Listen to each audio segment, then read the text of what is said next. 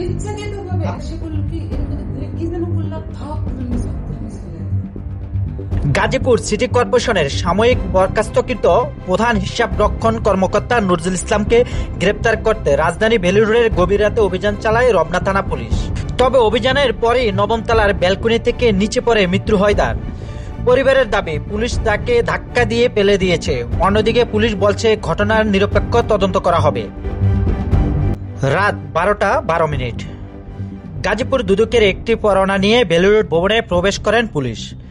সিসিটিভির ফুটেজে দেখা যায় 3 পুলিশ সদস্যকে নিয়ে সাদা গেঞ্জি পরিহিত এসআই মহিবুল হাসান মাফির নেতৃত্বাধীন দলটি ভবনে ঢোকে। তারা নবম তলায় ফ্ল্যাটে প্রবেশের কিছুক্ষণ পরেই ভেসে আসে বিকট শব্দ। 4-5 জনের কম আইয়া মনে করেন আমরা তো গিট খুলি দিই, পরে আবার মনে করেন হেরা পকেট খুলতেছে। আর আইনের লোক তো এটা তো মনে করেন খবরে মনে করেন হেরা আমাদের কাছে কিছু জিজ্ঞাসাও করে। হেরা ওই ব্লগে পরিচিত লোক আছে যে আরো আগে একজন আসছে।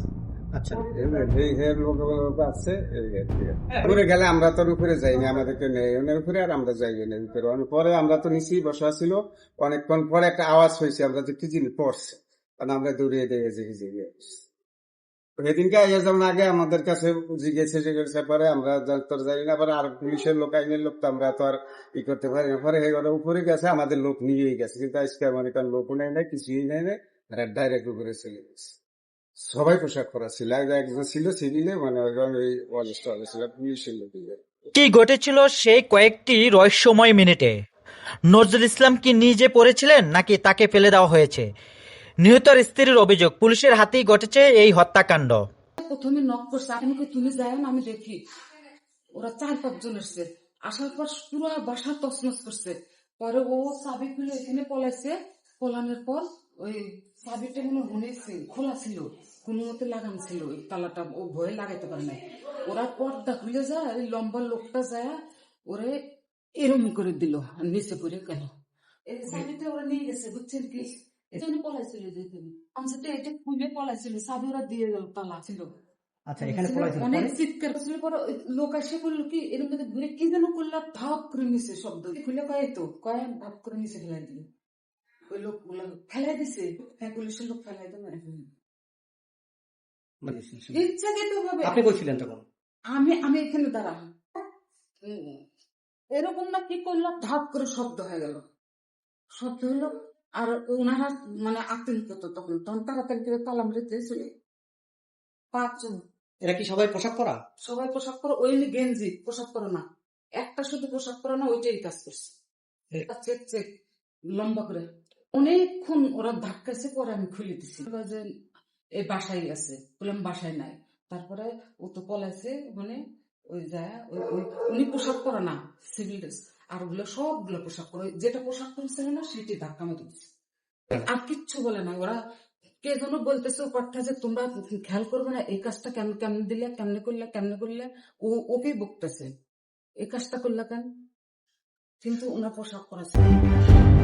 অভিযোগের তীর এসআই মাফির দিকে উঠল, রমনা থানার দায়িত্বশীল কেউ কথা বলেননি। তবে তদন্ত সাপেক্ষে ব্যবস্থার আশ্বাস দিয়েছেন ঢাকা মেট্রোপলিটন পুলিশ। কি কাগজ আছে না আছে জানি না, একটা ওয়ারেন্ট আছে তার বিরুদ্ধে, ওয়ারেন্ট এক্সিকিউশন করতে গিয়েছে। সে জানালার কাছে ওইখানে, সেখানে অপোজিটে যখন পুলিশ গিয়েছে ওই পাশ দিয়ে পলাইছিল, ওইখানে যে দেখেছে ওইখানে দাঁড়ায় আছে। তাকে বলেছে কি যে আপনি যে ওইখানে দাঁড়ায় আছেন এটা তো আপনার জন্য রিস্কি, আপনি ভিতরে ঢোকেন, তাড়াতাড়ি ঢোকেন। হ্যাঁ, আপনি তো এখানে রিস্কি একটা বিষয়। ওইখানে ব্যালেন্স হারায় সে পড়ে গেছে। এখানে যে যে কথাটা আপনি বলেছেন, জি, এটা সত্য নয়। হয়তো মানে আপনি বলেছেন মানে কি, যেটা শুনেছেন আচ্ছা, হ্যাঁ, শুনে আমার সাথে যেটা শেয়ার করছেন সত্য নয়, এরকম কোনো কিছু আমার কাছে জানা নেই। ওয়ারেন্ট তামিল সাধারণত সারা জীবনই রাতে হয়। আচ্ছা, আর এরকম কোনো কিছু আমার নলেজে নেই। অভিযোগ করলে জি জি, এটা একটা অত্যন্ত সম্মানের সাথে দেখে নিয়ে আমি আমার সিনিয়র অফিসার দিয়ে তদন্ত করে দেখব।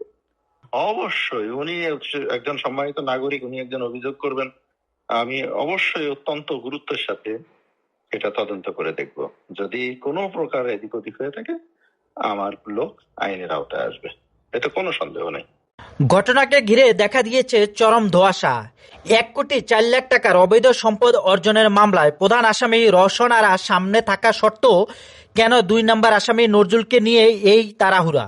একই অভিযোগে দুদকের আগের অনুসন্ধান যেখানে নিষ্পত্তিকৃত ছিল, সেখানে 2025 সালে নতুন মামলা এই গভীর রাতের অভিযান নিয়ে ক্ষুব্ধ আসামি পক্ষ। তারা যেটা আছে এমনি আমাদের যেটা পেনাল কোড সে গ্রেপ্তার করতে যেতে পারবে। দুদকের ব্যাপারটা হচ্ছে যে একটা ডিপার্টমেন্টাল সরকারি চাকরিদের ক্ষেত্রে একটা অনুমতির ব্যাপার আছে, ডিপার্টমেন্টাল একটা অনুমতি আছে তাকে গ্রেপ্তার করার জন্য। এই মামলাটা ওনার 2016 এবং 17 সালে দুইটা প্রতিবেদন ওনার পক্ষে আসছে। দুদকে মামলা হইলে তো এটা দুদকের ব্যাপার, তারা এটা তো ওয়ারেন্টের ব্যাপার, তার বিরুদ্ধে তো মামলা হয়েছে। রাত 12টার পরে গভীর রাতে তো তার বাসায় এছাড়া তো যেতে পারে না, কারণ কি তার একটা প্রাইভেট ডিফেন্সের ব্যাপার আছে, তার নিরাপত্তার ব্যাপার আছে। হ্যাঁ, এখন রাতের আধারে তো তাকে পুলিশ গ্রেপ্তার করতে পারে না, একটা বাসাকে করে তার নিরাপত্তার। নজরুল ইসলামের উপরে কেন অতি উৎসাহিত কর্মকর্তা ব্যক্তিগত প্রতিহিংসা নাকি নিছক দুর্ঘটনা, তা স্পষ্ট হওয়া জরুরি। নিরপেক্ষ তদন্তের মাধ্যমে বেরিয়ে আসতে পারে ভেলুরের 9ম তলায় সেই রাতের আসল সত্য।